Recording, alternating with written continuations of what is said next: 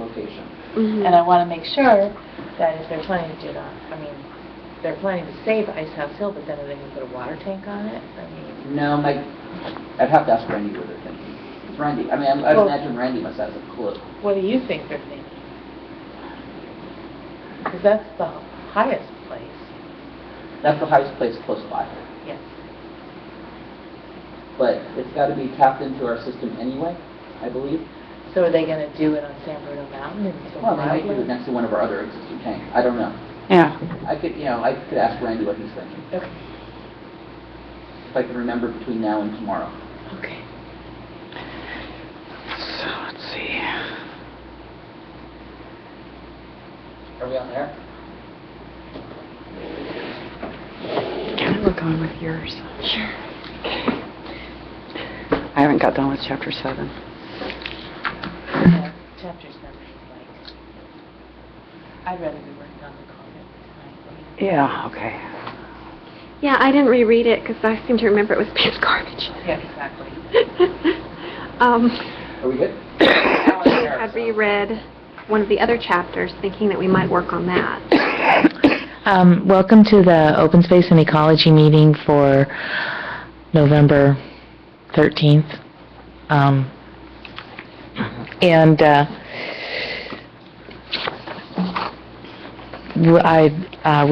Adoption of the agenda, I'd like to make some changes to the agenda. First of all, the discussion of comment extension request, I'd like to move that down to the below comments and questions from previous chapters. I would like to move review of Terry Rivas Plata's comments up to number 3. And then if we want to review anything in Chapter 7, that would be after that. And then comments and questions from... Actually, how I'd like it to go is review of Rivas Plata's comments, comments and questions from previous chapters, discussion of comment extension request, review of Chapter 7, sustainability, and then approval of minutes. And since you don't really have a quorum here to vote on that, I think you could just do that as prerogative of the chair. Okay. So, prerogative of the chair. And so we don't need to adopt the agenda, or do we? No, you can't take a formal action until you have a quorum. Okay. We probably do want to discuss recognition of Mary at some point. Yeah, I was going to start with that. Oh, okay. Okay. That would be under... I can't. I'm in denial. Okay. That happened. Under, I guess, oral communications, or yeah. No, we're also meeting again next week. Yeah. We can just add it to the agenda for next week. Okay. Well, this part I'd like to announce now, though. Yeah, you can announce it, but Okay. I was thinking, talking about the recognition, we can talk next week. It's with great sadness that I accept the resignation, or that we accept the resignation of Mary Gudenkunst from the Open Space and Ecology Committee. To members of the staff in the Open Space and Ecology Committee, I've informed Mayor Miller that I'm resigning from the Open Space and Ecology Committee effective immediately. I have served on the committee for almost 12 years and have come to the conclusion that it's time to go. I have never liked meetings, and this latest round has pushed me over the edge. My other job as BBCAG chair has taken up more time and effort than I anticipated. The OSEC still has a good group of 6 members, and I know you will be pursuing many important issues. There are at least a couple of unfinished items. First, the DEIR. Please do whatever you wish with the comments I made as a member of the committee. I will be submitting comments with the BBCAG and possibly also as an individual, so there may be some overlap. I will not assume that my comments so far will be transmitted with OSECs. Second, Ellen and I started to work on the plant brochure to replace the one that Elena had printed several years ago. I'd be happy to continue working on that project, and Elena can get a hold of me whenever she thinks is appropriate. Look forward to seeing you all, but not at a meeting. Sincerely, Mary Gudenkunst. And Mary has served the City of Brisbane tremendously on the Open Space and Ecology Committee and also on the BBCAG, and she'll be very much missed on the Open Space and Ecology Committee. And I as far as I'm concerned, she was a member of the committee when she made those comments, and they should be submitted with our comments on the draft EIR. Agreed. Hi. Yes, absolutely. I just want to put it out there. Thank you to Mary for all of her service and all the service, I'm sure, through all her other forums, but for the service that she gave to the Open Space and Ecology Committee, and I think it's a really great thing. So many years, 12 years? 12 years. And so I'd like to put it on the agenda for our next meeting to think of or to brainstorm there's really no way to thank her for the work that she's done, but thank you, Gift. Something to commemorate that milestone. And now that you have a quorum, you can adopt the agenda as revised. Okay, so the agenda as revised would be that we would start with a review of Terry Rivas-Blada's comments on our comments. We would go to comments and questions from previous chapters, discussion of comment extension request, and then review of Chapter 7, Sustainability, if we still have time, and then approval of minutes and adjournment. All those, anybody want to make a move? I move to adopt the amended agenda. All those in favor? Aye. Okay. So, the first item now on the revised agenda will be the review of Terry Rivas' comments, and you all have a copy of them in the packet, and I think we kind of need to work through them, and Kima, we're looking to you for your craftiness and recrafting questions, so I'm very Thank you. happy that you are here. Oh, good.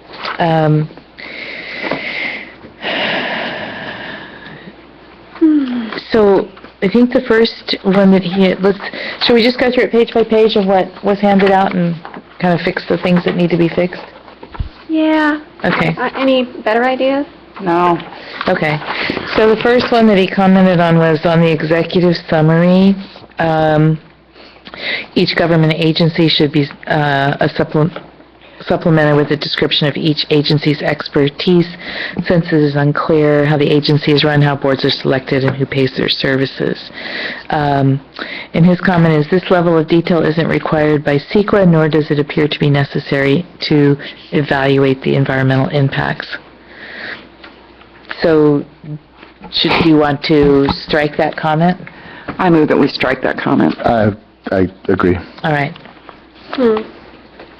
Barbara? Barbara?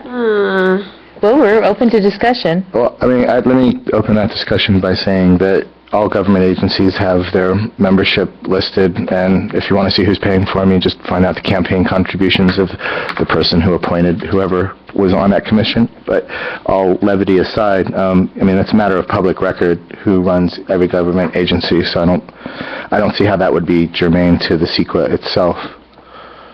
All right. Let me Okay. find the dumb thing again. I thought my comments were out of order in my book, so I'm a little...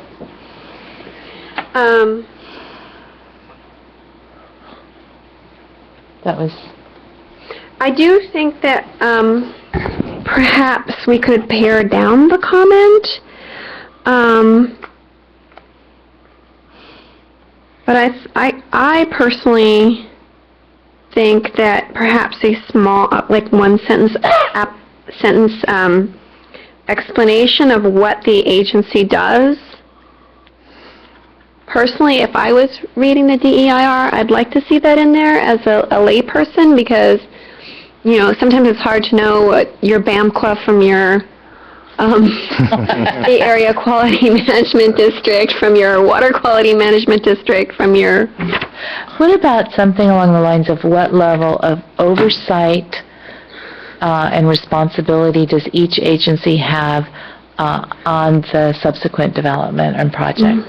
I tend to agree with Kima on that. The missions and responsibilities of agencies are a matter of public record, and this would fabulously expand the DEIR if we consider all the agencies whose roles are addressed here. Yeah. And I don't think, you know, I mean, you could put in some text about the United States Fish and Wildlife Service, but, for instance, which is one of the agencies whose name comes up in here, but I think if we're worried about what an agency does, that we should be very specific about saying we're not clear in this particular instance what this agency is doing, if that comes up. But I don't really think that we should ask for sort of a list. I don't think it would be that helpful. I think it would be long. Right. If I could add, I'm not sure if it's in a subsequent chapter, but if I remember correctly, there was a part where it talked about the different agencies that have oversight or jurisdiction on different aspects, and maybe that's in a later chapter, since this is just the executive summary. There are those descriptions in every chapter where, at the beginning of it's either every chapter or every section, they talk about the law. Yeah. And so, personally, I think that's enough. If we run into places in those sections where we don't think the description of what the agency will be looking at is adequate, then I think we should say so. I guess what I would like is not so much a description of what each agency does in their general everyday life and all the stuff that's on their website. I guess I would like a very specific description of the exact area of oversight on the Baylands project that each agency has. So, for example, BCGC is responsible for the first 100 feet from the shoreline, et cetera, et cetera. And I know it's all throughout the document, but I think it should be summarized in one place of what each agency's actual oversight of the project will be. Well, or responsibility. to Glenn's point, and maybe to emphasize my own as well, this is an executive summary, and I don't think an executive summary is supposed to be easily digestible. Most executive summaries that I've seen are a page, a paragraph, because executives are busy and they don't have time for all that checking, so Yeah. I'm not sure whether it's appropriate For this part or for the executive summary. Now, Okay. further on through where they're talking about housing, then appropriate agencies should be listed, and I think I kind of want one central place where it says that's my only thing. Well, What I'm hearing is doing something like what they did for the mitigations, where you have one page which says, here's the agency, and then maybe a checkbox as to which areas of the draft EIR, they are responsible for. So you'd list the agencies that are responsible, and then list down the side the agencies responsible, and then across the top the different 13, 15, 16 chapters, and which chapters those agencies would appear in. yes, exactly. why are they on, like a master list, and Right. why are they on the list? Well, just like which so that way you can go to the chapter and see what they're responsible for in that chapter. That's actually a good. I like That would, Exactly what I would like. yeah, that would work Ooh, for I got it. me. Can I go home? No. Excellent. My thought was just not to have readers having to run to the internet every 5 pages to look up something, But this chart, because that's taxing. Yeah. And not everybody has a computer in their home, so. but this chart that you're talking about, Stuart, that very well describes what I'm asking for. Yeah. I think is a really needed document in the environmental impact report, because then if there's a problem, you can look there to exactly who was assigned the responsibility of oversight in one place without reading all 6,000 pages. So can we change that to reflect that? Sure. Thank you. Well, Natalie can. I can't. Okay. Then the next comment is, Are we just going to do the ones that he commented on? yeah. Okay. Because if he didn't comment on them, I'm going to assume that they're okay for now. Yeah, my guess is that, a lot of them may have been information that he had already talked about in that general idea. If you think that there should be something worded differently, let us know. But my assumption is that we're going to go through this, and then by the time we're all done, you'll have all the comments in one format, that if you have any last comments on the comments, which is one of the reasons I'm hoping we actually extend the deadline, because I'm not quite sure if we're going to be done with this Right. Wednesday. So I want to hit the high points first, which is why we're hitting the ones that he's But if commented. anybody has any ideas about wording, let us know, and we can make those changes. Yeah. Okay, the next is regarding page 2-9, the prohibitive, the general. It says a footnote should be added at the bottom of this page, which explains the need for an amendment of the general plan upon approval of the project. His comment is, "This is a summary and doesn't have the same level of detail as the impact sections.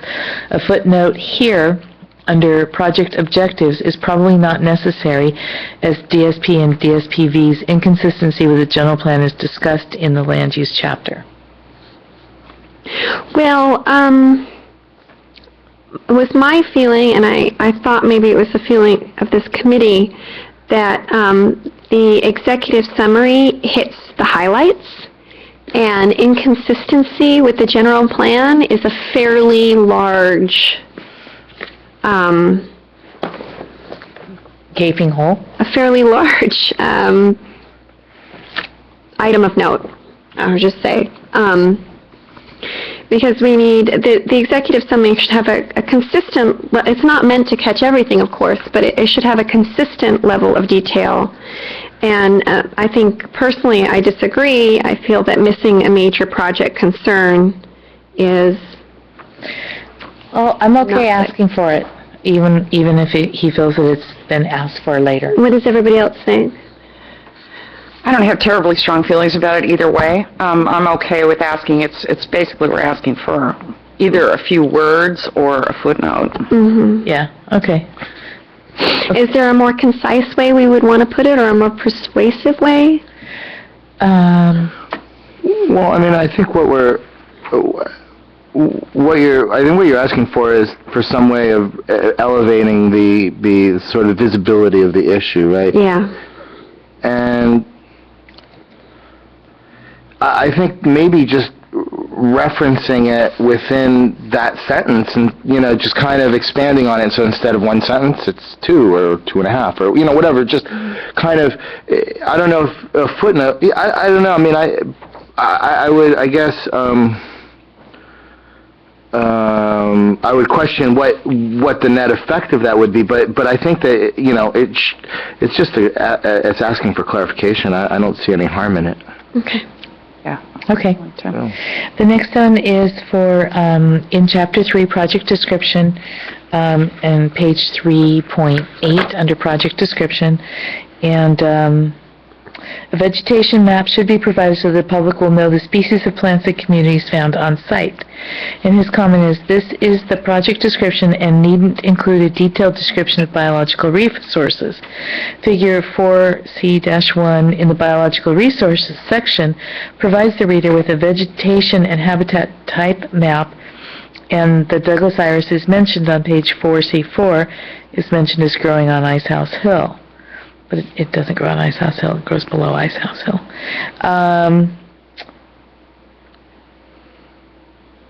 I think that this comment should, for example, those found around the base of a vegetation map should be provided so that a vegetation map should be provided of plants and plant communities found on the site. I would change that to a detailed vegetation map should be provided so that the public will know, and that should be moved to comments under biological resources. Isn't he saying that there is one? No, I mean, it says that there is a description, but it is not detailed at all. I mean, if you look at 4C1, That's a table. well, no, figure 4C1 is a map. Yeah. And I can hold it up for you? Yeah, I have it You have it? yes, on my PDF. And so what you're saying, you'd like more detail on that. yes, I would like a full bioassessment So we can, move this comment. That makes- comment to and put it under 4C1 Yes, as opposed to page 3.7, it would be page 4C5. yes. Yeah. Do you not think so? No. Sorry, I was. Sorry, I didn't realize I sighed. And the next one is, Audibly, too. it looks like the comment is on this page, but it's really referring to the next one, which is from page 3.8, after the 1906 earthquake, etc. And his comment is, This is the project description and needn't include a detailed description of hazards and cultural resources. The site history is more fully explored in the cultural resources section and the potential for hazardous materials presented in the hazard section. These comments might be more effective in pertinent sections since the project description does not require an exhaustive account of the project site history. So I would say we move those comments to those sections. Fine with me. Sure. Yeah. Okay, because, we brought it up as being inconsistencies in the project description. And the next one is on page 3-12, where it says, "The greatest thickness of soil is known to be much greater than 37 feet in some areas, and a minimum of 1 foot of soil seems like a low estimate." And then comment, "Is there a source to substantiate this claim? If so, include if so." Okay. Other than... Well, I mean, So this is what the comment, the comment is, The comment is can you, ground your assessment, yeah, or ground your claim in some kind of factual yes. reference. So we need to change our comment to say, can you provide a source to substantiate this claim? That the landfill area is estimated to range between 1 to 37 feet. well, can we ask for some interpolation? I mean, if it was originally the bay, right, this area was originally part of the bay, then it was originally below sea level. And if it is now 50 feet above sea level, Well, then there's got to be at least 50 feet of fill there. what it says here is that, yes, it says the thickness of cover over the former landfill area okay. is estimated to range from 1 to 37 feet. And so we're questioning that as being contradictory, and we're asking for them to substantiate that claim. And do they have any documentation that substantiates the claim? In other words, depth testing of the soils covering the site, etc. Okay. Is correct? And that's what he's making comment. Is there a source to substantiate this claim? Well, so, now you're testing my memory. But I think what the committee was talking about was, if you look at, as Barbara said, if you look at the site, the piles where the old landfill is greater than 50 feet, and there's a topographical map. I can't remember where that topographical map is Right. at the moment, but I think it says that there are portions of the old landfill that have a topography of 60 feet Okay. on it, right? If I'm understanding what we're talking about, there's that portion where the dirt piles currently are.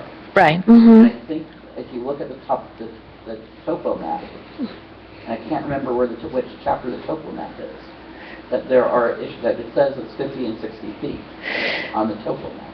So really what this Yeah, I remember that. So I think what you're saying in here is that based on the topo map, it seems as if the height of the old landfill has gone up to 60 feet at this point in time.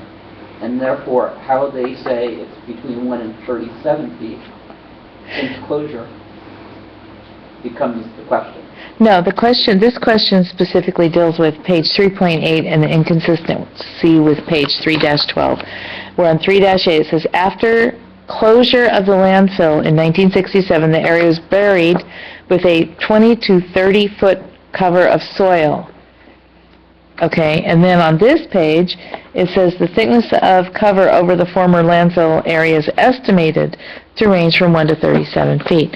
So the question is, do you have documentation as to the actual thickness of soil that was laid originally and now?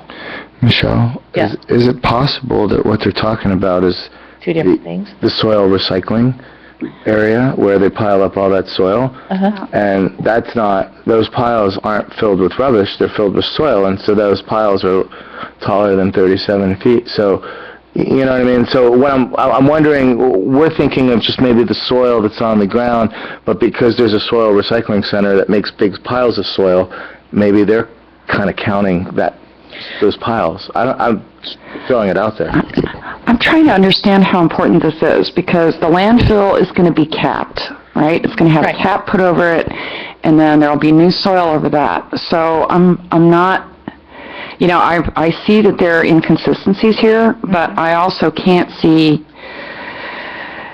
you know, do I want to know how thick the current pile of soil over the landfill is? I'm not sure why that makes a difference to me. Okay, for me, the importance of the inconsistency and finding out how deep the garbage is, and then how deep at what level are you going to hit garbage when you go down? Because originally they're saying that the landfill was covered with 20 to 30 feet Right, of I soil. understand that. But I'd like to see the documentation on that. And then here, they're saying the thickness of the cover over the former landfill area is estimated to range between 1 foot and 37 feet. So if there's an area where there's only 1 foot of soil over the garbage, I'd kind of like to know that.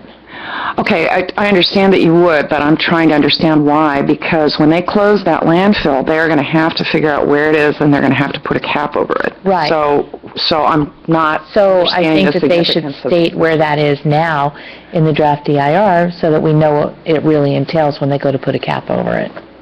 That's Well, my only thing about that. I can kind of see Glenn's point. As long as that soil and materials recycling facility is up there, the height of the dirt is going to be a daily changing matter. And even if we tested it today, and we knew that today, which I think would be a fundamentally good thing to know, by the time they get around to building something in 2 years from now, it may be a completely different Okay. matter. So do we have a problem with asking them to substantiate the claim? Do you have any documentation that substantiates the depth of the soil? Personally, even if they do substantiate the claim, I'm not going to read their documentation. Well, and I think phrasing it and just asking them if they have documentation, they'll say, yes, we do, here it is, and then a comment is done, you know? Yeah. I mean, but what... Please provide documentation as to... Well, I mean, I guess my point is that if you want to make the comment that actually gets at a substantive, like, thing, I would say, you know, like, maybe something on the order of, if this is wrong, what would the potential side effect be, and can you show documentation, or you know, kind of tease out why it's important as part of the question, rather than just saying, you know, because otherwise they're just going to give you a reference, and that reference may or may not be right, but whether it's right or not is no longer up for discussion. They're just going to tell you where they got the information. You know what I mean? So it's not, it won't give you an opportunity to respond to that, because at that point, it'll be, okay, we've responded to this comment, it's done. And so we want to maybe phrase it in a way that teases out why it's important. Like, for example, if there's areas that are less than 1 foot, what impact would that have? I don't know, I just Okay. trying to make it more... Maybe it also needs to go in a different section as well. possible. All right, let's leave that one for now and go on, and I'll do more research on it. But we were told to point out inconsistencies, and that is an inconsistency. Yeah, definitely. Yeah, fair enough, totally.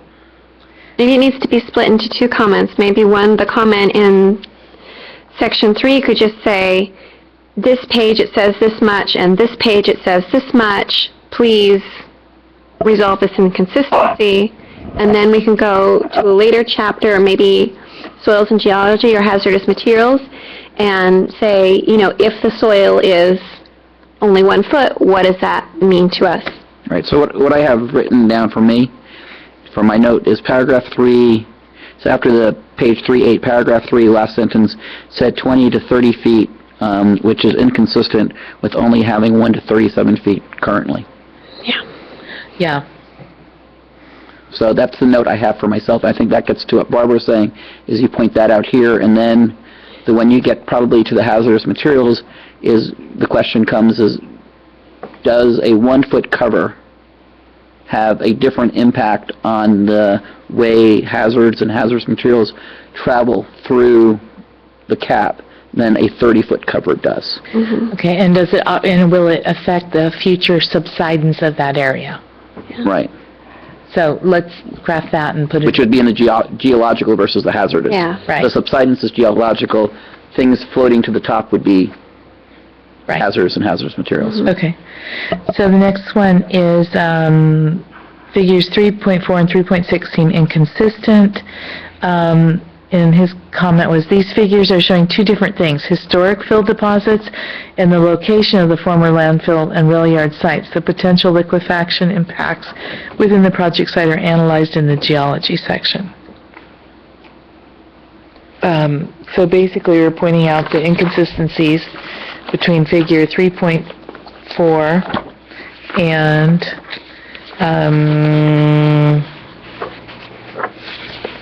3.6. So do you want to eliminate this comment or not?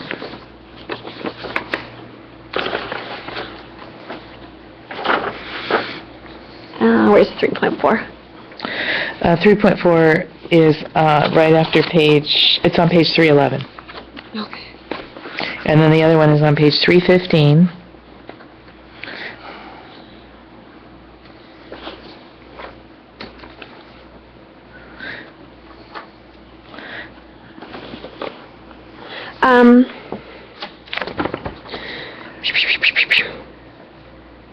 I personally sort of take issue with, okay,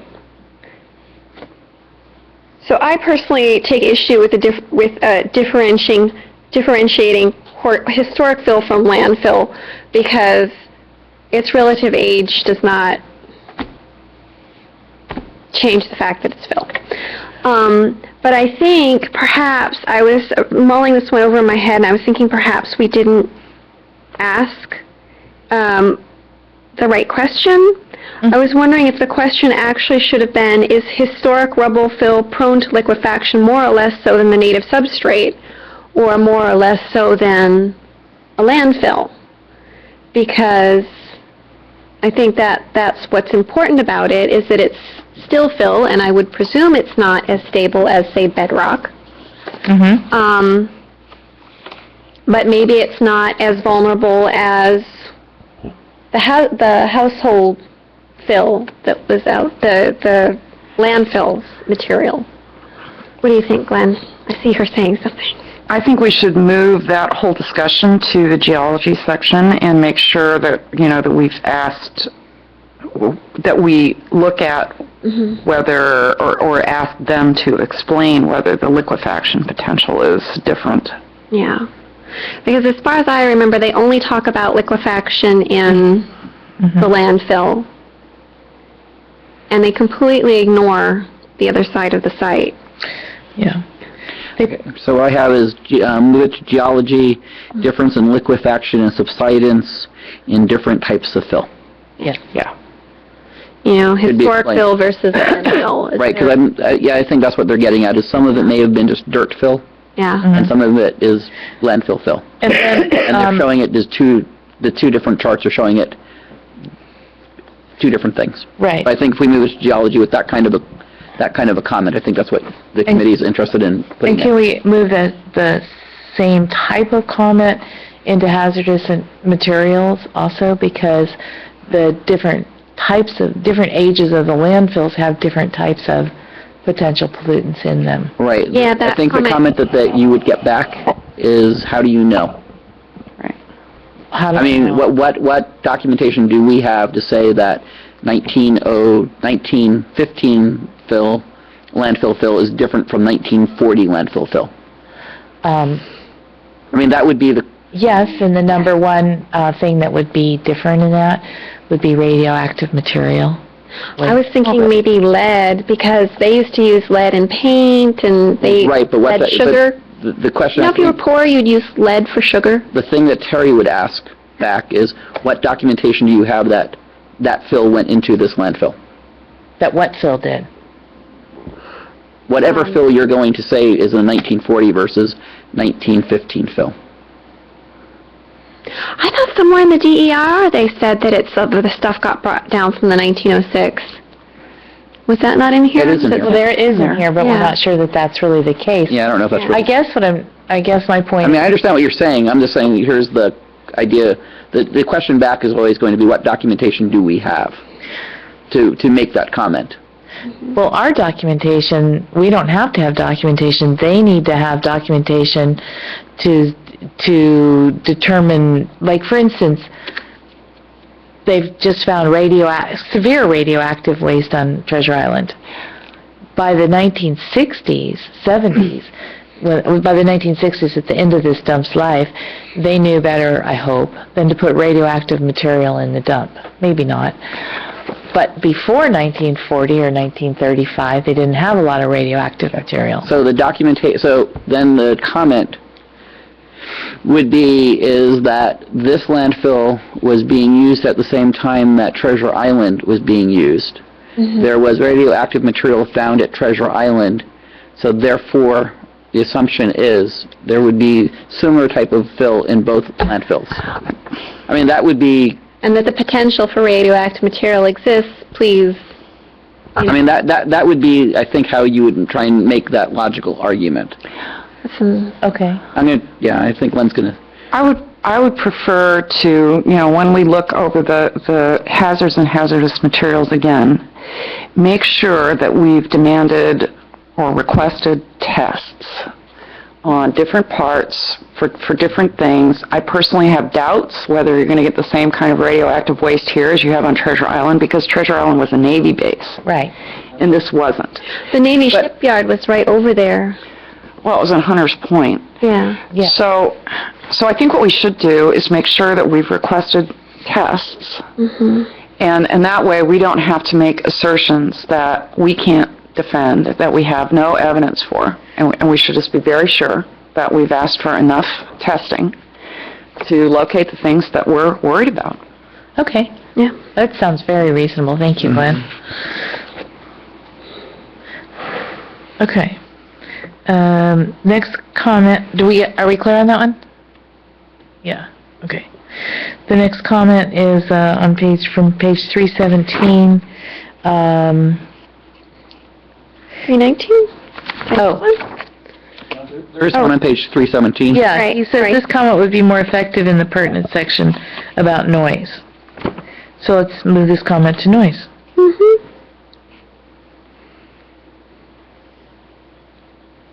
Okay.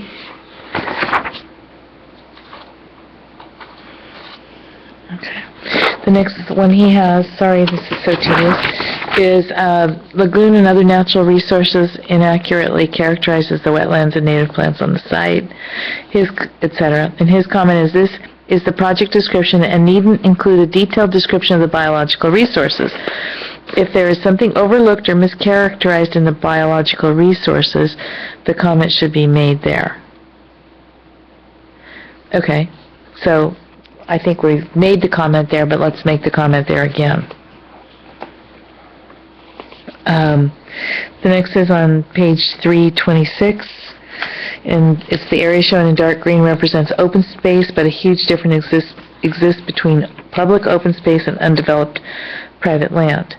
This figure is depicting the general plan land use designations which do not distinguish between public open space and undeveloped private land. If this comment is requesting a figure showing existing land uses, that needs to be clarified. So, page 326.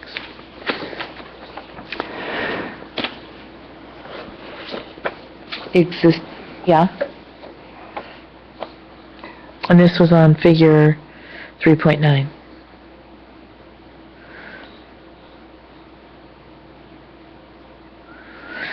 The area in dark green represents open space, but a huge difference exists. Okay.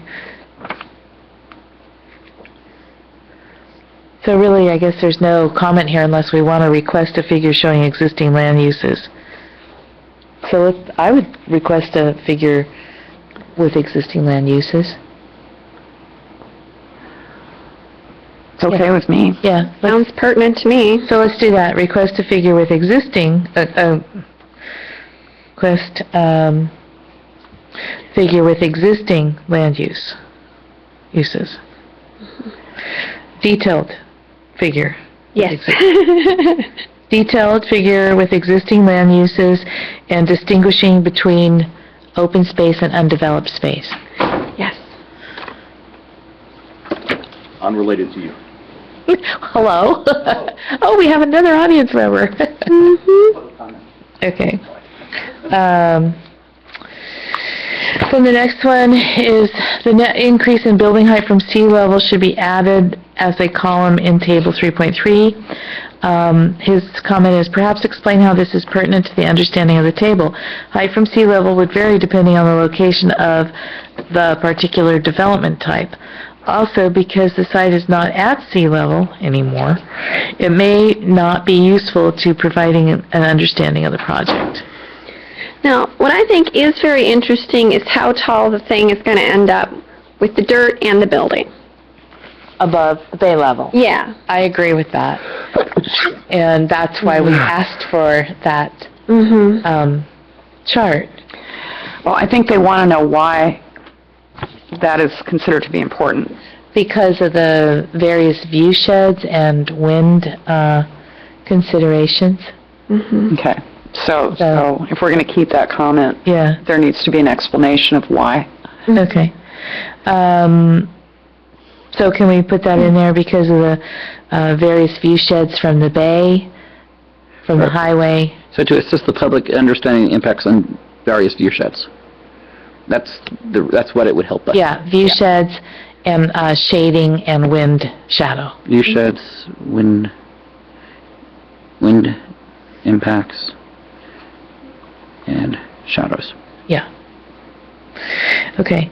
The next one is on 345. The maximum building height column found in table 3.4 should reflect the height above sea level as they are measuring to get this data. The soil height fluctuates daily, so the maximum building height should reflect the structure's height at median tide levels. For the same reason, this table is describing the max height provisions of the proposed plan, not the actual height of structures. The comment isn't on point. I don't understand the comment myself. I mean, the soil height is not going to fluctuate when there are buildings on it. Right. And I don't understand the point about median tide levels. I think it's because we've had such a challenging time determining where the surrounding area is defined at the Baylands soil processing plant, that I was asking for a very specific height that we could then judge relative distances from, because this discussion we've had on the Baylands soil processing is really around a lot of discrepancy around what do they mean by 25 feet higher than the surrounding area. And that just keeps changing and changing, which is why I asked for a table with, like, using some thing as the stable, because when you combine everything together, it's just going to get taller and taller. Oh, but isn't that kind of addressed in the previous comment, the one that we just went over? Yeah, this is a different kind of chart, though. So that, I think, was how high above sea level. That's why I was So asking. is it that you would like to see, we would like to see the information included in both charts? Same reasons? Yeah, it's kind of like building height is one thing, but then how high is the building height once it's on top of whatever it's built on? Well, but the net increase in building height from sea level would seem to address that. Yeah, but the other chart doesn't have the same things in it. So I think what Terry is trying to get to here is saying this is the maximum building height allowed, not the actual building height. So therefore, Hopefully the buildings will be somewhat less than that. right, Okay. I mean, I think that's what the comment is trying to say. I haven't talked to Terry about any of his comments. I will just tell you, I'm trying to... Okay, like if you look at the table and then you look at the subscripts of the table, okay, it talks about in number D, it says this overlay requires 50% of the site, the maximum building height within this overlay is 55 feet, with the exception of the Lagoon Park concession area, where the maximum building height is 25 feet. And the whole reason there's a difference there between those two things is the buildings closer to the lagoon, they don't want to be as tall. And because, it blocks birds, it blocks views, etc. Well, if you take and build a 25-foot tall building on a 25-foot pile of dirt, it becomes a 50-foot height difference from the lagoon. Right, And that's why I'm mentioning Go ahead. I think you're... that in this section. but I repeat, that seems to be addressed in the previous comment. Yeah. Okay, When you're talking about, I mean, you've asked in the previous comment, and we've suggested that an explanation should be included in that comment. But if that explanation is included in the previous comment, then we will have an understanding of how far the buildings extend above sea level, which is also lagoon level, and doesn't that take care of it? To my satisfaction, it does. Okay, it's just a completely different type of chart, that's all. Yeah. So I would have liked another column in this chart to say... Well, right, okay, so let me say this slightly differently. Okay. Because chart 3-3, table 3-3, is for the developers stuff, and table 3-4 is for the community, or the CPP. I won't say community, I'll just say the initials.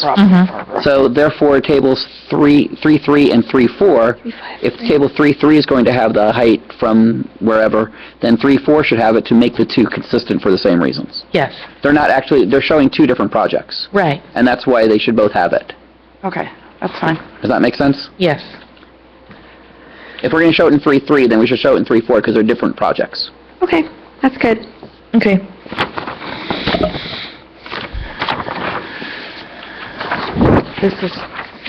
Okay, the next one is for chapter 4-1A. Under the surrounding area section, San Bruno Mountain is said to be located south of Brisbane. This statement should be changed so the person unfamiliar with Brisbane can understand that the mountain is actually a buffer zone between the protected state park and the homes that lie below. This is an attribute that makes Brisbane unique. Most suburban areas in the peninsula are not surrounded by open space. And his comment was, while it possibly true, it doesn't seem pertinent enough to add to the simple statement of location of San Bruno Mountain. I think that it is important because in biological resources, they make it sound like the animals and wildlife and birds that nest in the baylands can just hop over to the state park when they take down the trees.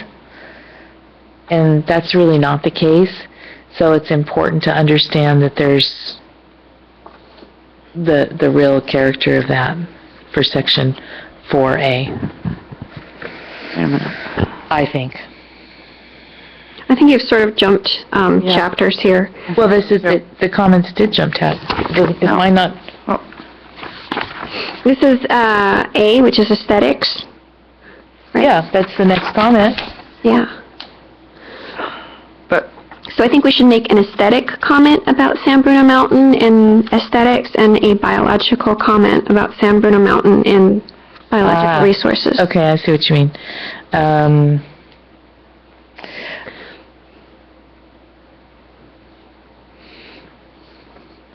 I guess in the aesthetic part, it's characterizing Brisbane as an urban setting, and I don't think that's correct.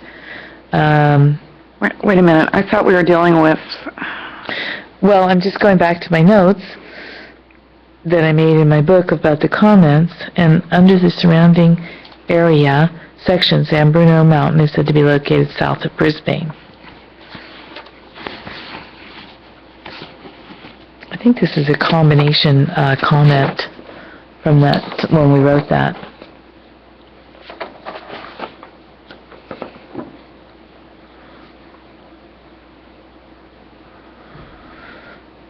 This statement should be changed to a person unfamiliar with Brisbane. I didn't write that, but it might have been Christine's interpretation of what I said at the time. Yeah. I think that the description in the aesthetics should perhaps be changed to say that Brisbane Mountains or the San Bruno Mountains surrounds Brisbane on from the south by southeast to west by northwest. I mean, it surrounds, or you could say 180 degrees. But I think Michelle is right that just saying it's to the south doesn't really get to the character of Brisbane, because that becomes so important later when we're talking about noise and vibration and habitat. And this is also under the heading of overview of existing visual character. And we talk a lot about the view sheds in our comments. We talk about how the project will has already dramatically changed the view sheds from Bayshore and from the bay. And then Brisbane is not an urban setting. It's a suburban setting. Yeah, but I think they accepted that comment somewhere else. No, actually, I'm just... No? Okay. I'm looking at my notes, and I agree with you, Michelle, that there was a comment about suburban. I don't see that we put that in here. Uh-oh. We need to add that. Yeah, we definitely need to add that.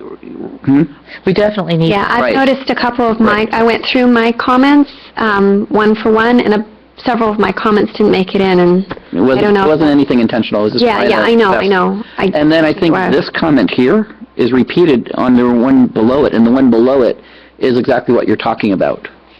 So I think we should cross this one out and just leave the other one, because that's exactly what you're talking about. It's actually the mountain actually surrounds the city to the west and southwest. Yeah. So I think somehow or another we screwed up in our trying to write all the comments. I don't think we need it twice. No. Certainly not. But we will add the one back about the urban and suburban. Because what I have in my notes is it's suburban/semi-rural. Yeah. Is what I have in my notes. So I apologize for not... It seems we also missed the part on section 4.2a, scenic vistas are defined as panoramic views of important visual features as seen from public viewing areas. These include, and I said, what about views of San Bruno Mountain? So they're talking about views of San Francisco Bay, Ice House Hill, etc. Okay. Okay. Yep.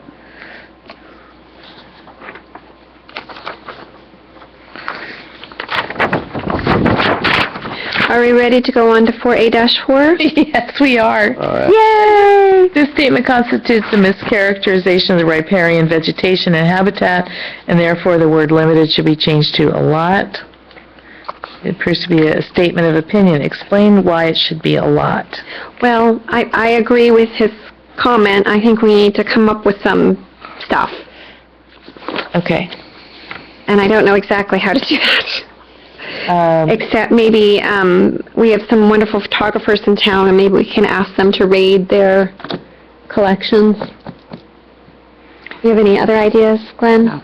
I guess it's the word. I think maybe a different way to do it is they should define what limited means in this case. Okay, that would be a different way to attack. Because you could show vegetation on the creek. True. And they could still count that as limited because it's just on the creek. Okay. Whereas you look at it and say there's a lot of vegetation on the creek, which there may be, but from a perspective of so you're now getting into a definitional challenge between limited and a lot. And if they define what limited means in this case, that might get to a better... I think you're right. I think we need a quantitative definition of limited. Glenn is about to do a counterpoint. They could also mean limited in terms of quality or biodiversity or something of that nature. I don't know what they mean by limited. So we need to suggest, when we say we would like a definition, I think we should also ask them whether they mean, whether they're referring to biodiversity or quantity or... Quantity, quality, Yeah. okay. Does that make sense? Yeah. Okay. I mean, it's just so hard to try and understand the definitions. Well, especially word like limited. Well, it's an adjective, and adjectives Yeah. are hard to define. Okay. Mm-hmm. And the same thing with section 4A5 about the photos. It says, show a photo of Vegetation Creek at high tide. The photos should be taken at the same location at low tide. Otherwise, the creek may be mischaracterized by the reader. And his comment is, the comment appears to be an opinion. If there is a mischaracterized, explain what it is and why it is pertinent to analyzing and disclosing the project's effects. I accept his comment. Yeah, maybe we just got to get more in detail of why it matters. I mean, Yeah, it matters because visually that sometimes it's almost empty at low tide, it's high at full tide. Because you're talking about aesthetics, it's not going to look always like this. It's going to look... The aesthetics change dramatically with the tides for this creek and also with the water flow. Why is that important aesthetically, though? Because they're making it sound, this is the aesthetic, and this is scenic resources within the project site. And they're talking about this being, a scenic resource, and it is a scenic resource, but I want to make sure that people understand that it's not always the same scenery. yeah. Yeah. I think these are just random pictures. I don't put so much stock in them. Yeah. Okay. I'll think about that one. So I guess the question is, if it was at high tide, would there be a different visual impact caused by the project than if it is at low tide? Yes. Very much so. Because that's ultimately the question: is Yeah. would you see the creek more at high tide or more at low tide, and would it be blocked by the buildings more at low tide or more at high tide? I think that would be the ultimate question that would have to be answered. And in fact, it may be more visually able to be seen at high tide than at low tide because there's more of it to see. And therefore, the real thing is you may want to say that, yeah, we would like to be able to see it no matter what the tide is. So you would want to be able to see it at low tide and not just at a high tide moment. Okay. So I think that might be the question. So a low tide picture might actually create more of that create more of that visual corridor that you need to preserve than a high tide picture would. Yeah, good point. Great point, Stuart. So can we write that question that way? I hope Natalie took it down or re-listens to it because I could never repeat it. I think you have something to record me. Okay. The next one is, without clarification, one could assume that the areas outside of this boundary will not be mitigated. This is for section A29.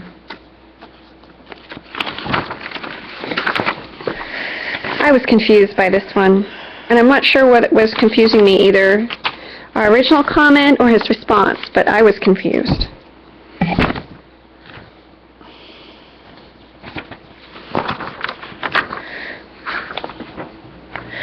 This comment seems to misunderstand the EIR's finding. The EIR is stating that no mitigation is necessary for areas outside of this boundary because the impacts would be less than significant without mitigation.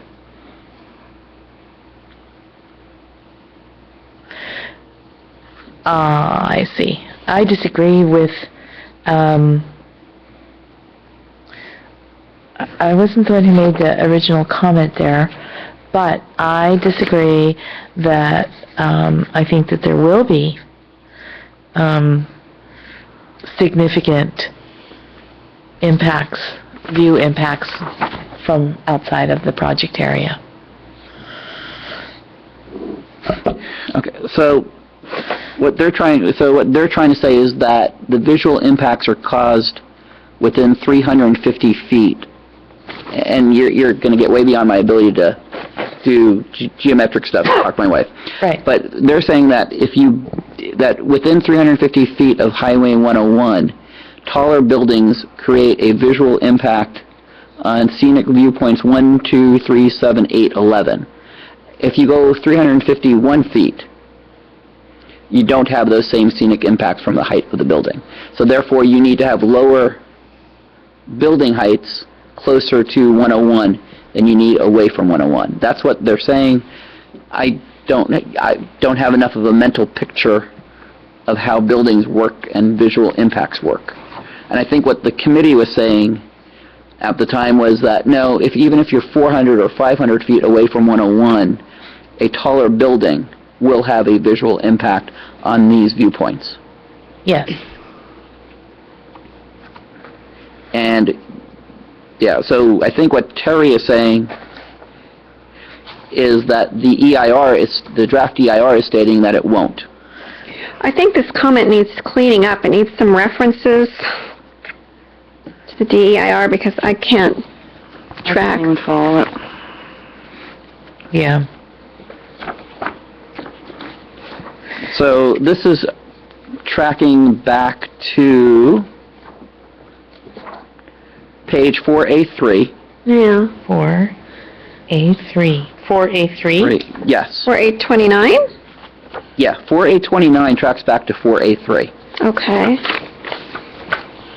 So 420, so what this, and you know, you are outside of my realm of anything in professional, but what the mitigation for 4A1A is trying to do is saying, in order to preserve the viewpoints of 1, 2, 3, 7, 8, and 11 on page 4A3, you can't have a building greater than 80 feet tall within 350 feet of 101.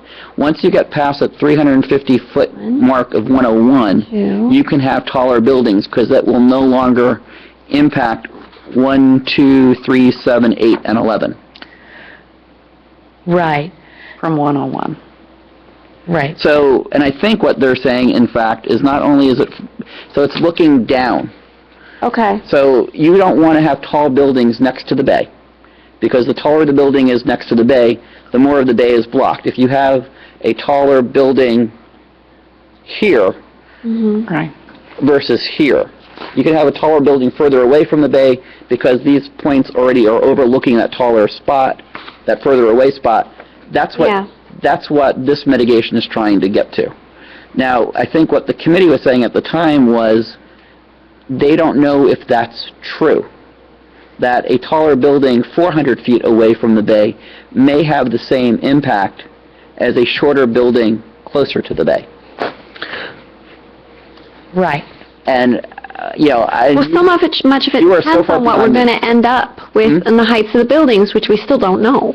Right, but the mitigation for protecting the viewpoints of the bay from 1, 2, 3, 7, 8, 11 is to have short buildings next to the bay. Right. And Okay, I can agree with if you look at this view chart, number 11 is way, way up on the mountain. From the average place in Brisbane, it will block the views of the bay. In other Well, it words, depends on how high it is. Right, And we depends don't on how know. high it is, 350 feet. The idea is like from within 350 feet of 101, they would not have buildings greater than 80 feet. So the question, I think, is does viewpoint number 10 currently have a view of the bay? Right. And I don't think it does, because I think it's too low. But would a viewpoint number 12, not located on Kings Road in Beatrice, which is probably one of the high points, but would something, so I lived on... So a viewpoint like 10.5, say. Right, from the school. Yeah. Or how about viewpoint, anywhere along in the middle? Yeah, I'm just trying to think, because I lived on San Bruno, at where the dead palm trees are. Yeah. I had a view of the bay, but the view of the bay wasn't overlooking the baylands. The view of the bay was looking straight. So that's part of it as well. Yeah. Is, so number 11 has a view of the bay overlooking the baylands. Right. I don't know if I go to the school today if I could see the bay because I've got the blocking of Santa Clara. Right. So that doesn't block the bay. So you have to go above the school, and I don't know if there is a... Yeah, I understand that. Yeah. And then the other thing is there's nothing about the view shed from number 6 back towards the mountain. And how But that would be a different comment. Right, that's a comment I think that you made and he may not have commented on because that's a totally Right. different kind of comment. And that actually, then you have issues about what the view shed is looking backwards. Because you also made the comment about wanting something out in the bay for the mountain view shed. Right. Yeah, that's a different comment. Right. But I think from this comment, I understand what Terry is trying to say.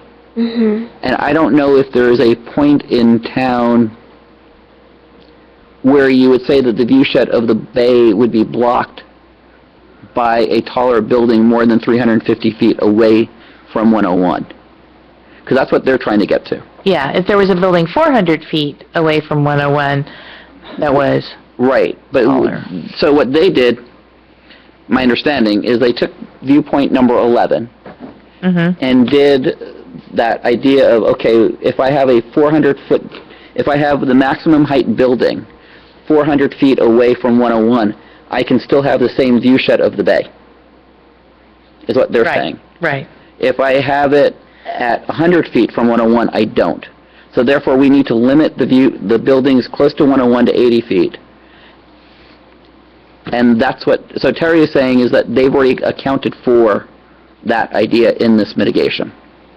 And unless we can say, no, if you go to Humboldt and whatever, and you look at it, you actually have a view shed block at 500 feet. Okay. That would be the way that you would then argue that. I don't think we have that ability to know that. Personally, I don't want to mess with this until we know how high the buildings are. And that might be something you deal with at a project level. Yeah, that's my feeling. Okay. I second the motion, and may I suggest that we kind of move along? Yeah. I'm sorry.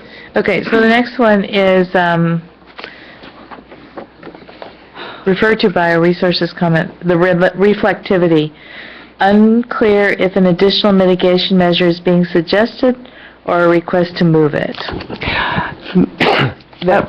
At some point, Mary commented on migratory birds and window reflectivity, and I believe she did turn in a specific comment about that, which should be included in the biological resources section. So I suggest that we accept this comment and be sure that Mary's comment is included in biological resources. Okay. And then I have a comment about 4A-41. I sent you an email about this one, Natalie. My concern, I wrote this comment, and my concern about the daytime glare was not from solar panels. I am actually not at all concerned about glare from solar panels. I was concerned about glare from windows. So this comment, I don't think you wrote this one. I think this was one of the, but it was incorrectly transcribed. So I would like that fixed. So the glare is from windows, not... Yeah, because, Solar panels are designed not to be reflective. Yeah. So that was incorrect. Okay. Moving right along to the next section is under noise and vibration.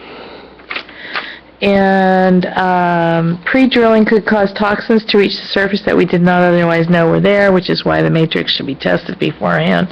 Nowhere in the document does it state that this matrix will be tested before pre-drilling. The risk of pre-drilling should be addressed in this section since this activity could bring about significant hazards and hazardous materials impacts that are not covered in this chapter. This comment would be more effective in the hazards section. Sounds good to me. I'd say we put it in both sections. No, I thought it should go in hazards. Okay, move to hazards.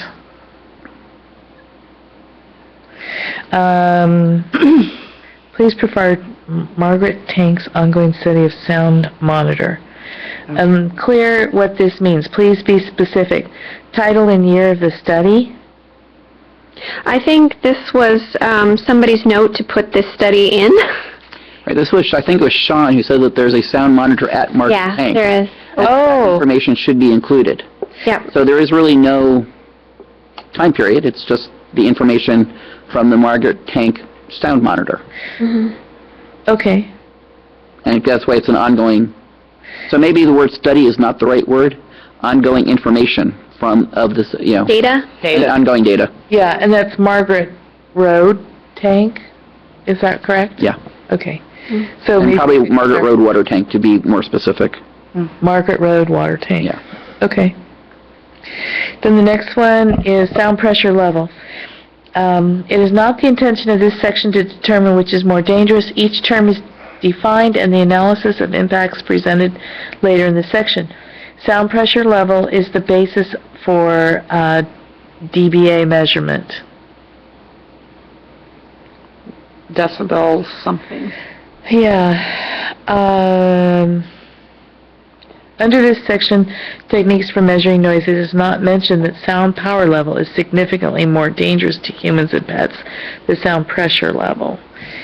Okay, so they're basically saying, so what we need to do is ask for a study on the dangers of sound power levels, or sound pressure levels. I don't think we're going to, I don't want, that would be great, but I think that they're going to laugh at us because that's a whole different thing than what they're required to do.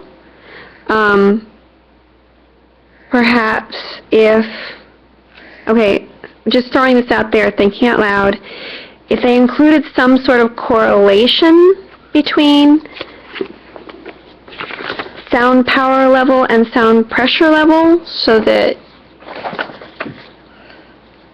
we would have some way to gauge, make personal assessments about the relative threat to human hearing?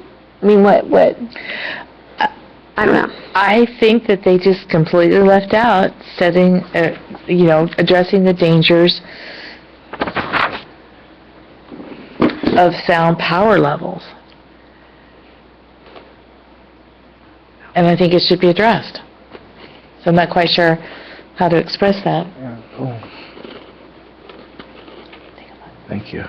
Dinner is served. Do you have some evidence that would support this claim that sound power level is more dangerous to humans and pets than sound pressure level? I think you made the comment. I did make the comment, so I guess I need to go find some documentation that sound power level. Just some evidence, yeah, Okay. because... Yeah, okay.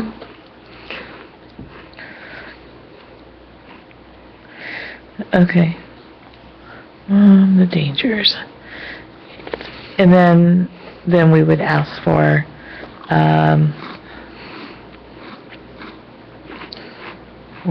study on the danger, ask for, yeah. Okay, got it. So this one's on hold. It also doesn't discuss the potential for long-term hearing damage from industrial noise and concussion. I guess they're leaving that part there. 4J-4, the effects of sound and vibration depend on medium through which the sound waves are traveling. Oh wait, right above it, it says the build-out.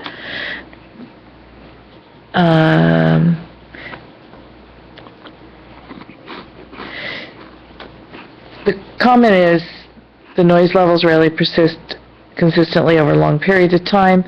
This may be the case in most communities. The balance was not specifically addressed in relation to this assumption. In order to avoid emitting a noise and vibration impact, the noise exposure community should focus on unique amplification sounds that would occur in Brisbane as a result of project construction over the expected 20-year build-out. His comment is, this quote is a general statement taken out of context. The context is that the sound varies during the day. That is not incorrect, and the discussion continues to explain how noise analysis considers exposure, etc. This comment would be more effective if it was focused on whether the actual noise analysis is adequate. So we need to ask if the noise analysis is adequate, taking into consider the 20-year build-out timeline. I think the quick answer you're going to get is yes, because that's what they did. So I Yeah. think it's more of a question of, do you believe that the way that they're doing this, Is valid, and if not, why not? And I think listening to trying to remember the conversation, the reason I think, Michelle, I think it may have been yours.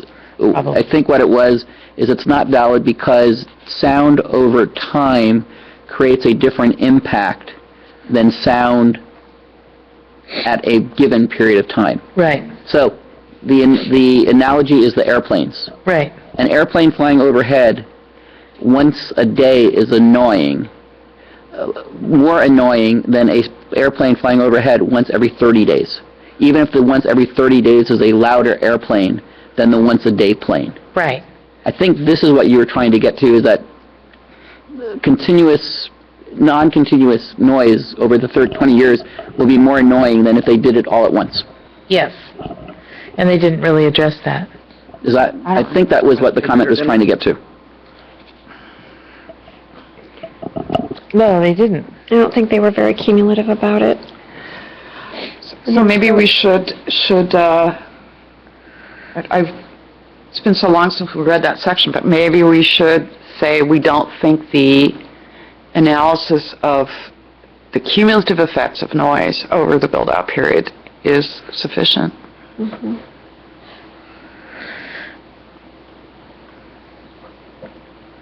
And then I have a quick thing. I think this is again from one of Christine's things, but I think 4J-6 was originally my comment, and in my original comment I actually had references to figure 4J-2, which was left out from... Barbara, I don't think we're even there yet. Oh, sorry. Yeah, we Got another. We didn't do Sound. 4J-4. Sorry, I And jumped. his comment on that is the discussion is a general explanation of vibration analysis. The comment would be more effective if it was focused on whether the actual vibration analysis is adequate.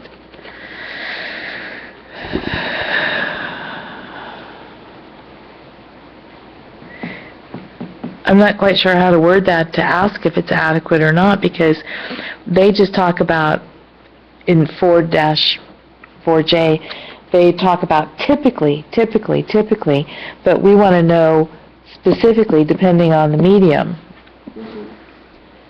because the medium is not the typical medium. Well, can we ask if there are any studies relating to vibrations moving through landfill, and if they use those studies? We could. Would that get to what you want to know? Yeah, because I don't think that typical is the right thing to use here, because it's not a typical situation. And I guess that we could also ask them to define what they mean by typical. Yeah. That would also be helpful.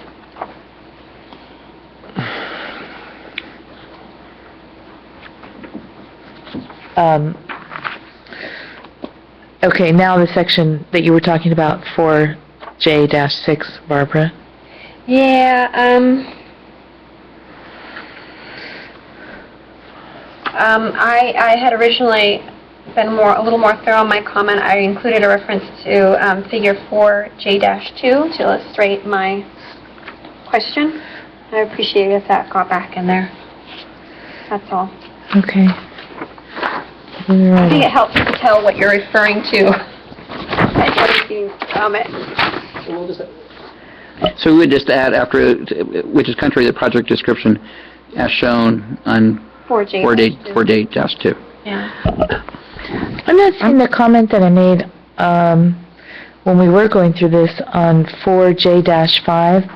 I'm going to make suggestions so that we can just keep moving forward, because I have a lot of comments that did not make it in too, and some of them are important and some of them weren't, but I think, can we email those to Natalie rather than taking up meeting time? Let's do that. Because I feel like we'll never get through Mr. Vivaslato's comments. We're getting there, but yes, you're right. Thank you, Barbara. Let's go on. The next is in greenhouse gas emissions, Chapter 4F. Please provide a map that shows all existing and proposed power and gas pipelines on the project site. This map should include the jet fuel pipeline. Let's move that to energy resources. Okay. Yeah. And the next one is Brisbane should be studied to determine how GHGs move within the Brisbane area. In his comment, GHGs are not site-specific the way that criteria pollutants such as carbon monoxide or ozone are. GHGs release to the atmosphere is resulting in global climate change. They do not have a local effect. This would not contribute to the environmental analysis.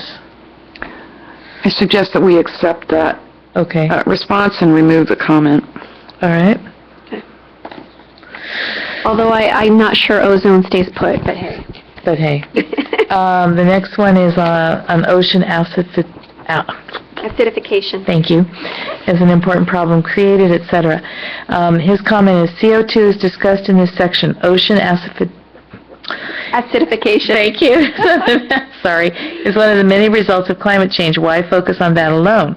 It seems not to be particularly pertinent to the analysis of the project's GHG emissions. That was my comment, and I'm willing to withdraw it. All I wanted was ocean acidification be mentioned as part of the greenhouse effect, but... No, I would like And it I'll to just stay leave in. it.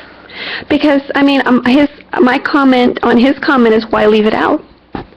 I mean, so it seems every bit is valid to me. Okay. I'd like to leave it in. Okay. This next, Just one addition.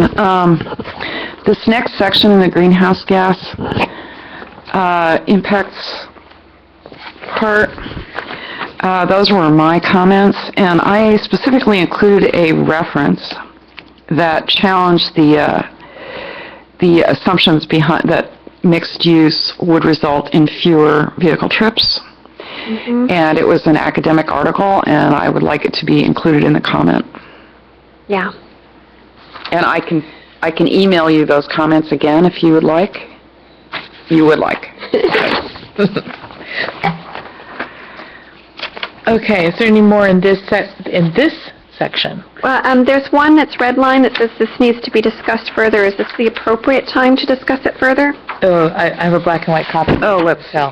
Which That would be on page 16, first paragraph, carried over from page 15, last paragraph. Okay. There we go. the ecology has been? Yeah. Wait a minute. There's no... Yeah.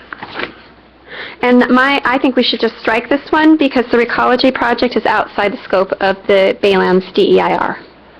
Actually, it's not. No. Isn't it? No, it's part of the... It's in one of the It's a variant on the CPP. Actually, It will have another EIR Yeah, they'll have the done, own a EIR. project EIR done on it, is my Okay. understanding. But it still needs to be addressed in the program. It still needs to be part of the program EIR, I believe.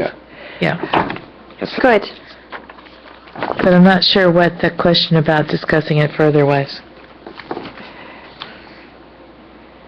Yeah, I don't know either. I mean, it Okay. seems like pretty obvious, something that all I meant was that it should probably be factored into the overall greenhouse impact of the project because it should eliminate some trips that are currently taken or make them shorter. So that was all I meant, and they don't give us any clue what they mean by additional discussion.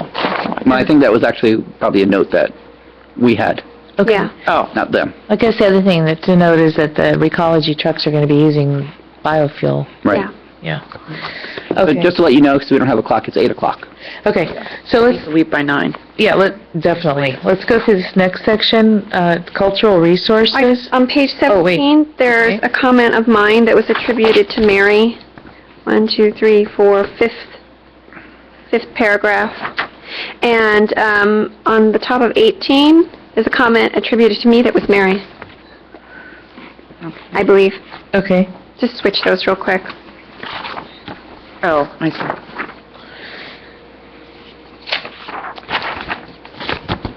And then next section, 4D-34, there's 1, 2, 3, 4.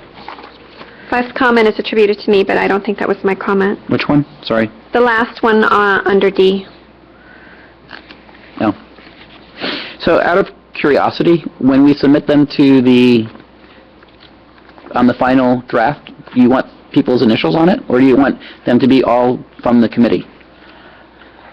I I'm fine with them all from the committee. That's Okay, fine. so what we can do is we can just remove everybody's initials. It's helpful for me I mean, to at look this at point, it, right, then at I this know point. what to go look for in my notes. Right. But- when we finalize it, we would just remove everybody's initials. That's fine. Does that make sense? Mm-hmm. Okay. It's up to you. I mean, that's fine. Mm-hmm. Okay, so, for D34,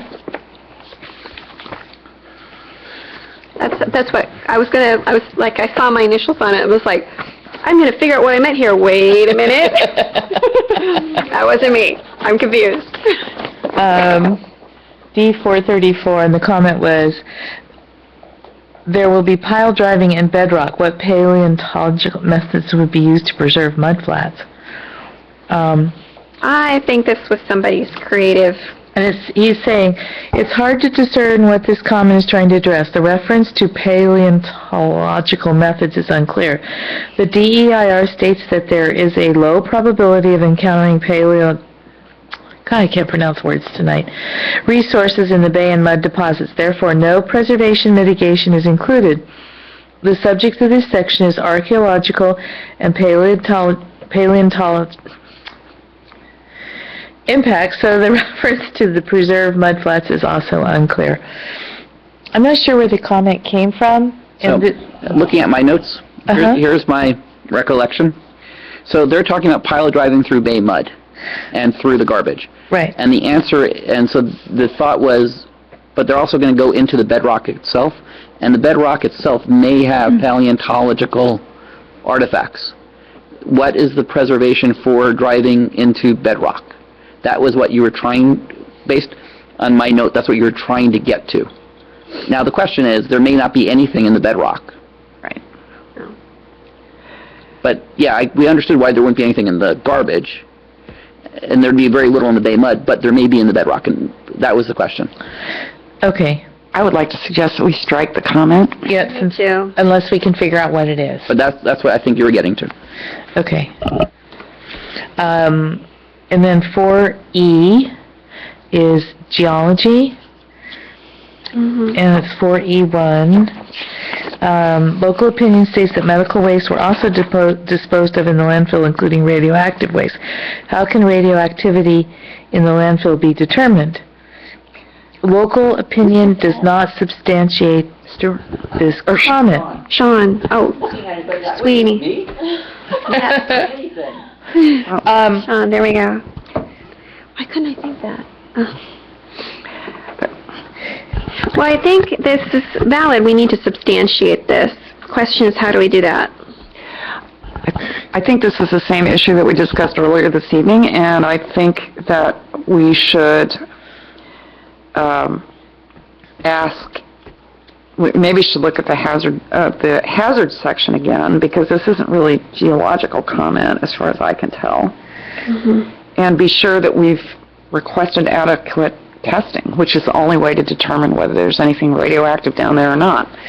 Yeah, I think the reason why it came up here is according to the RWQCB, the former landfill portion of the project site was used for the disposal of primarily non-hazardous solid waste, including domestic, industrial, shipyard waste, sewage, and construction rubble.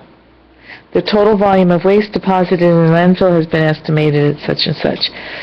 Okay, I guess this is a real red flag here, because if there's shipyard waste and industrial waste,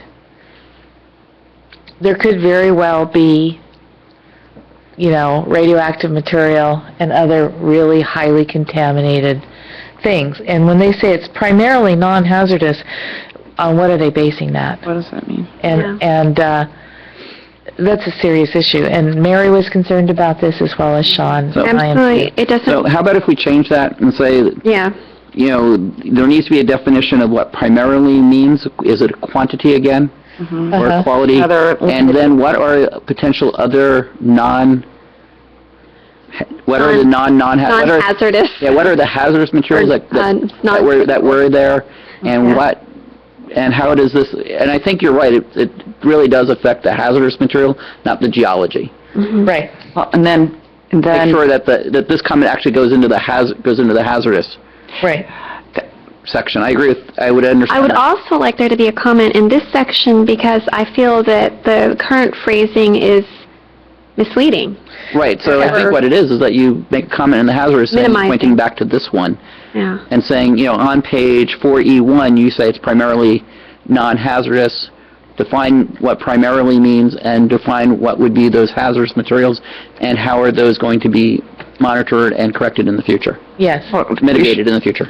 We should also ask, Let me if we're worried about radioactive waste, and I agree that we should, whether it's medical radioactive waste, which is low-level waste, or higher-level waste. From the Or shipyard waste. Right, which would be shipyard waste. We should ask what sort of testing they're going to do for radioactivity.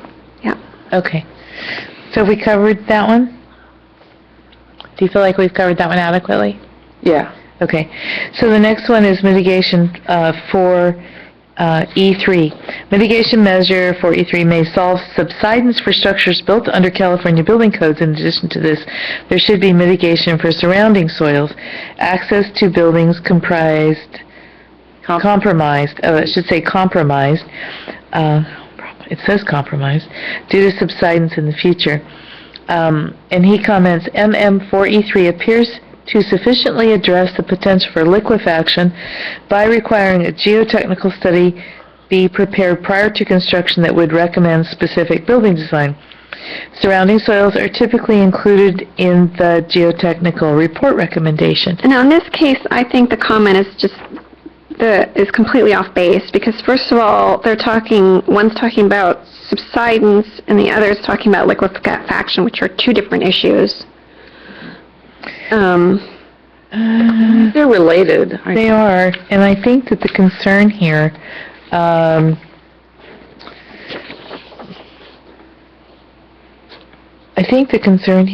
if I remember correctly, this is mitigation measure 4.3E. Conclusion, because the potential for liquefaction may be present at the site and would require site-specific analysis to determine if the amount of potential settlement that could occur, this impact would be significant. It is recommended to minimize all impacts under the proposed development scenarios. Where are you? This is on page E40, 4E40, which is impact number 4E3, which is what he's referring to here. Maybe suggesting a certain amount of area around building sites would be studied under the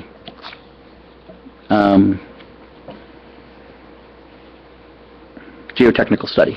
Might be the way you do it. Yeah. That, within 500 feet of a building site or within 1,000 feet of a building site should be studied as part of the geotechnical study to ensure, there isn't the subsidence around buildings. Yeah. Yeah. I mean, that might be the way you do it. Is make a recommendation on how that idea of how far around a building you think you want to have it. Well, I mean, I think if we're making a recommendation, we have to substantiate it some way. So do we say then that to ensure that roads and bike paths will remain intact? Toward the bottom of this page, it says that the final design level geotechnical report would address liquefaction and lateral spreading potential, which seems to suggest the potential for liquefaction not only under a building but laterally out to the side at each development site and provide site-specific recommendations. I guess, I kind of think they've covered it. but when you actually read the mitigation, I don't feel very comfortable about it because it says the recommendations of the investigation shall be in accordance with the most recent California Building Code requirements for building design and incorporated into all development plans submitted for the project site development.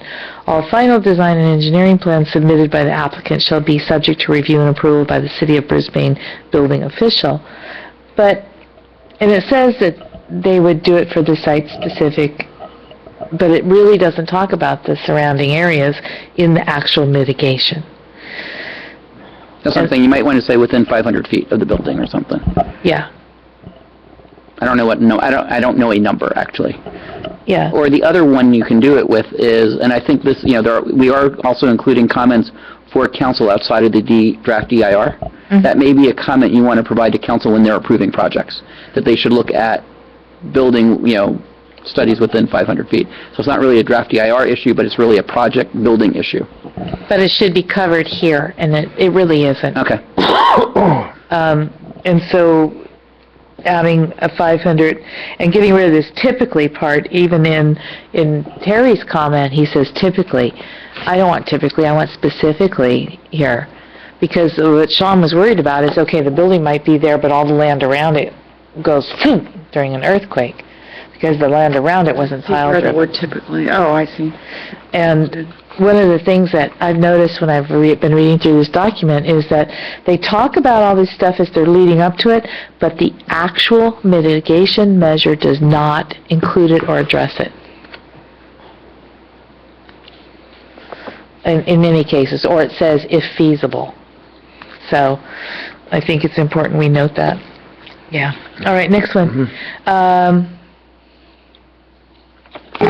Sorry, moving right along. The next one is for uniformity, could tables 4.9 and 4.10 be the same color scheme? His comment was, we think the commenter means figures 4E9 and 4E10. The information presented in each figure is relating different information at different scales. A uniform color scheme would not necessarily make the information presented any more clear.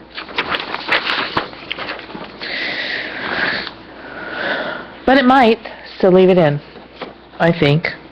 And then the next one is table 3.4 and 3.5 for readability should all be in the same units, or description should be given about how they relate to each other. Terry's comment on that is the comment is unclear. There are no tables 3.4 or 3.5.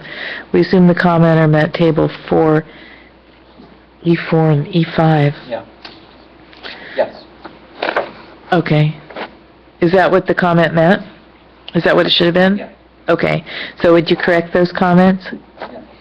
And then for E23, description of impact of slides, let's see, unless the project site has a history of slides, we don't see how this would serve the reader since slides are discussed in the geology section.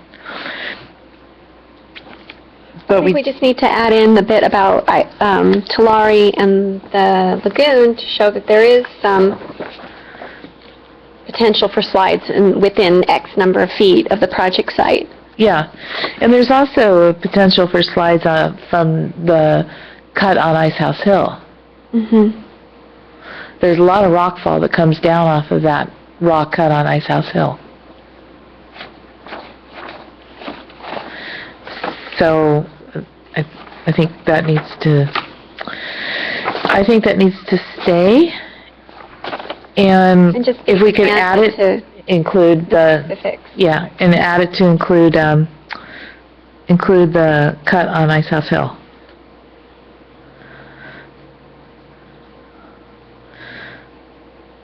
Okay. Paragraph 3 should be consistent with statements made in 4-E. Let's see, somewhat unclear. A specific example of inconsistency could be included in this comment to clarify what it is meant.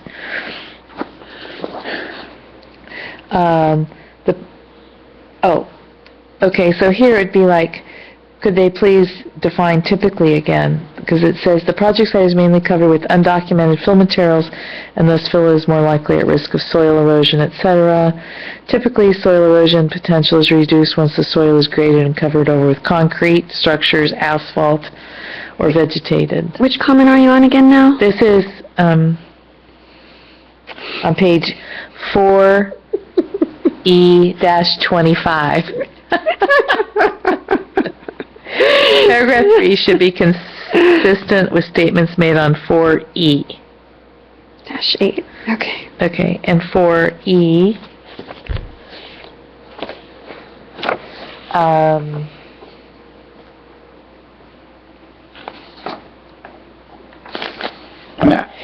think what Sean was saying was that there is a definition of what kind of fill was used on 4E8, and now they're saying that it's undocumented. right, And I think he's saying, pick one. right. I mean, I think that's what he was trying to get to. Okay. Yeah, and I think in order to make that a worthwhile comment, we need to actually pick up those quotes Yeah. from the respective I'm pages. sure Natalie will do that. Okay. Just going to get- And then also have them defined typically. Yes. Mhm.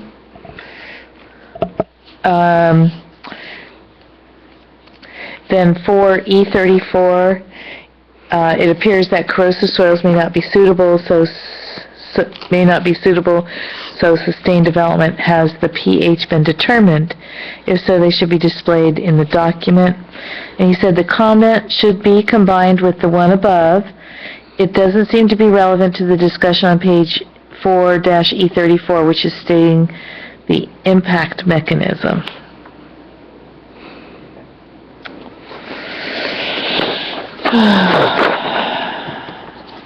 I don't know that it needs to be combined with the comment above, because one's about liquefaction and one's about soil pH. I mean, you could combine them, or you could leave them separate. They seem like they should be separate to me. Yeah. Me too. I think the reference, however, is to the comment about page 4E24. I think there are several comments above, so I think that's probably the one that's Okay. being referenced. Oh, I see. Right. Ah, ha, ha, ha.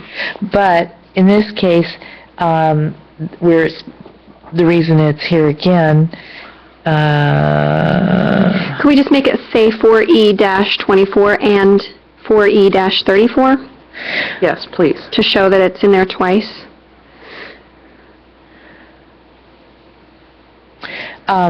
and specifically, he was concerned about placed concrete or still elements, including piles that could be damaged by corrosive soils within the project site. And then,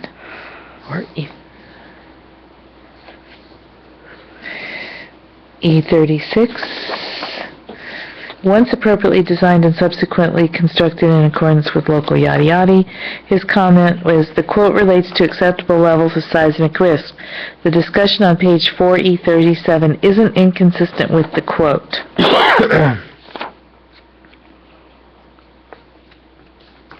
I'm a little bit unclear. I think this needs to be, I was looking over this, and I think it needs to be rewritten, because I remember Sean making some really good points about the relatively high potential for a really large earthquake and the theoretical damage level of a really high earthquake being completely flattened. And how that seems to be at odds with this idea of acceptable risk. That may be more of a comment to council than it may be an EIR Maybe. issue then. Yeah. Go ahead, Lynn. It also sounds like unsubstantiated opinion at this point. I mean, So I think maybe on this section, I'd kind of like to go back to Sean and let's work through these before the next meeting and see if we can get them a little bit more So we could honed in. stop here and just have a conversation with John before, because I think, unless you want to continue going. It's now 8:15, Yeah, I think we and you should... still want to talk about your Monday night's meeting. Okay. So let's stop here. We're going to stop at comment E4E34, okay? Actually, on this whole page. And we will resume work on this. Is there more coming? Natalie sent more comments to him today. Hopefully he will have responses back by Monday or Tuesday of next week. Okay. So hopefully, yes. And so we will table the rest of these for, and have Sean review them specifically. Well, some of these are mine coming up, Oh, but okay. Did you want to... before we launch in, how many did you send him, and how many do we potentially have coming back to us? Because I want to know something about what we're leaving ourselves for next week. I think I sent in about 30 pages today. And that doesn't get through all the comments you've made yet. Okay. Natalie and I are going to go talk more on Friday to finish up some of the other ones that you guys worked through. Well, as much as y'all are going to throw boiling pots of water at me. It sounds to me like maybe we should press on a little bit, but maybe we should do other business and see if we can come back to this. I don't know. I don't want to tonight. I really Okay. don't. Sorry. 20 after 8. Okay. I mean, the other business is trying to figure out when you're gonna, Next week. is gonna ask for the extension. Yeah. Oh, yeah, Okay. okay. All right. It was a thought. It was a good thought, but I don't want anybody else getting so burned out and losing anybody else from the group, because everyone's contribution is so important. Okay, so let's go back to our agenda then, if I can find it.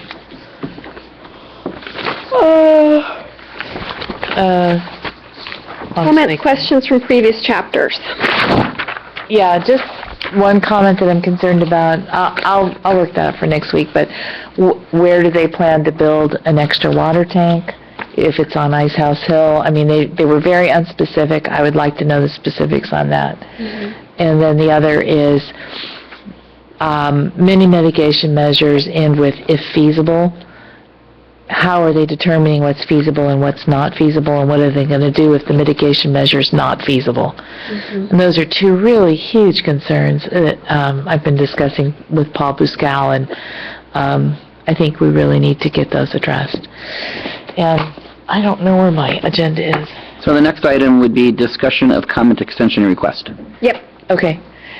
So the council is bringing that up this week at their next meeting, and we did not get a chance to discuss it prior to their last meeting. I went and spoke about it as an individual. Do we want to request an extension as a group or not? Or just leave it be and let what happens happens? I think they were leaning, the conversation at the meeting was like 30 or 60 days. I think that was kind of where the conversation was left off, without any real definitive idea of which one it would be. Right. And as I stated in our last, we'll correct that when we get to the minutes. As I stated in our last meeting, they have some timeline issues, and I believe that they are looking at those. Overall timeline issues, not just our part of it. But is everyone in favor of them granting us an extension if it's available? I know, between the devil and the deep blue sea, let's dance on the razor's edge or whatever. I want my life back, but at the same time, this work is critically important to our future. Well, how many sections did we get through tonight? We got through quite a bit tonight. Yeah, but I will, We have quite a bit. yeah, my guess is that we will not have all the comments back from Terry by next Wednesday on all the chapters you've done. Okay. I mean, that's just, we're going to give him, if we send him more on Friday, I don't know if his turnaround is going to be such that he gets them back to us by Wednesday. Well, then it's really a question for Terry. Does Terry want an extension? Yeah. Well, and also I do not know if the Citizens Committee has sent any of their comments yet. Yeah. And they have 150 to 200 pages. Okay. We do have a question from the audience. Come to the speaker. Uh-huh. State your name. My name is Byron, and it's more of a comment. I think you should ask for the extension, and if you finish early, just wait for the extension to be over. Thank you. Okay. Thank you. Well, I'll go with that. Yeah. How does the committee feel? I like that. It's fine with me, although with the proviso, I'm not going to be around in January, Yeah. at least for the first part. Okay. So, And 2 meetings for December is my max. No. Yeah, I kind of agree with that. I mean, I think Michelle and I were talking, and if we do get the extension, the idea would be to have a meeting on the first Wednesday of December, and then then the next Wednesday in December, and that would be it until, hopefully we'll be done with everything here, and then our regular meeting in January would be the next meeting. I would rather do one later in December because if nobody else can, then I'll just wave my little happiness. Well, let's see what happens, and then we can always, you and I can meet later in December, work through some of this stuff, and bring it back to the group. Okay. Okay? Because December actually gets easier for me as time goes along, but... Yeah, I hear you. Okay. Yeah, I mean, Not here, is it? my wife is in sales, and this is the busiest time of year for her, and it's going to be harder and harder for me to make it on time or at all Yeah. Yeah. as we go forward, and so that needs to be taken into account. Yeah. Okay. Would you rather, instead of having a meeting on December 4th, do December 11th and December 18th? No. Oh, I'll do what everybody I'd rather else needs to do. just December 4th. and not December, well, December 11th is your normal regular meeting. Yeah. All right, we'll do just, no, I'm just, Okay. if We'll I just, can't make it, I can't make it. yeah, we'll do what we can do. Okay. Um, And as I said, until we get to the final comments, you don't, submittal, you don't need a quorum. okay. And, it also there, if you can't make it to a meeting, don't hesitate to still review the material and send it in, Yeah, please. yeah. Okay, so yes, do we want to make a motion and vote on that? Yeah, I really think it depends on when Terry's going to get his stuff back to us, but yeah, sure. Go ahead. Second? All those in favor? Aye. Aye. Aye. Do you want staff to write something, or do you just, Michelle wants you just come to the meeting and... No, if staff can write something, that would be very nice. I'm sorry. I may or may not come to the meeting. It was torturous last time. Just say we would like an extension. Thank you very much, please. How many, do you want a 30-day, 60-day? 30-day. I don't even want to go into January. I will. We would like a minimum 30-day extension, but we would prefer 60 days so that we had one little space of breathing room to review the comments, not Christmas. Yes, Byron? Come to the microphone. State your name. Byron, I think saying that you would rather have a 30 days completely ignoring what I said, because I was saying you should take the longer one and then finish early and then have extra time, but don't use it if you finish early. I agree with that, because the 30-day extension puts it on December 22nd, Oh. which is not acceptable to me. That's fine. But Okay, so... I'm hearing through the grapevine that I think the sitcom wants a longer one, so I don't have any objection to that. We don't have to meet every That's week right. during our extension, That's right. so Okay. I hope it's not. So I will write a letter from the OSEC to the council saying that you're requesting a 60-day extension. Yes, at least a 60-day extension. Yeah. Okay. Okay, that's it. Done with that. Next item is, I think that we should do the approval of the minutes and move towards adjournment, and I had one correction on the minutes.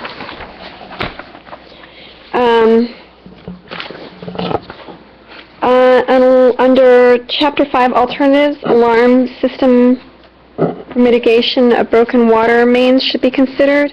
I actually had irrigation lines in mind, because irrigation lines are the ones that are constantly breaking and throwing water everywhere, and I would hope the city would be aware if a main broke, as it was. what did I do? So, When people complain they don't have water. yeah, could be. We can expand that beyond irrigation systems, but I definitely think irrigation systems is often one of the big culprits. They break underground and go on for months without anybody realizing. And that is fine. I had one correction, but I can't find my minutes. But what I mentioned about watching the tape, it was tape from the meeting, from the Brisbane City Council meeting. It was tape 2, minute 14:34, and whatever I said. Okay. Okay, because otherwise they would be confused if they went to tape 1. There's two segments up there on the website. Second, yeah. Yeah. Any other corrections to either set of minutes?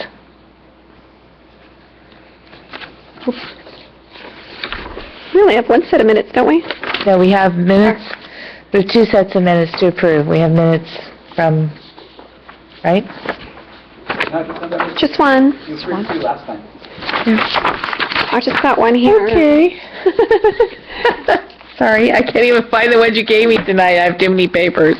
All right, so is there a move to approve the minutes as amended? I move. Second? Second. All those in favor? Aye. Okay, is there anything else that we feel that we have the energy to discuss tonight, or should we adjourn? I had requested a copy of updated contact information and then was absent that meeting. And we handed it out. And I was absent that meeting, so I didn't get it. Can I still get that? Yes, I have actually one on my desk. If you wait a couple of minutes, I will run that copy. Okay. Anything else? Although it's wrong, because Well, then- we have somebody who left. Yeah. Okay, is there anything else? Okay, I move to adjourn. Second. Okay, we're adjourned. Third. Thank you all so much. And again next week. Mm-hmm.